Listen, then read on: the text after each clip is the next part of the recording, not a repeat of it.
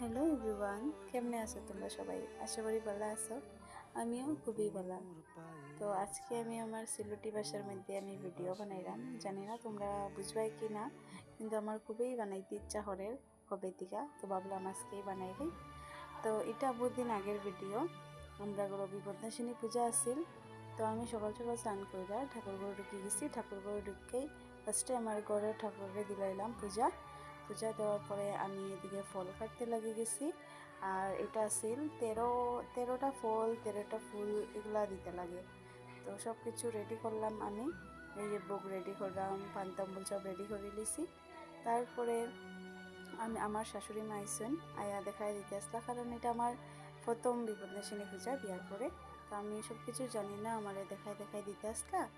আর এদিকে পায়েস খিচুড়ি বানিয়ে নিয়েছে। আর খুবই ভালো লাগছে পূজাটা দিয়া, আমার মনটা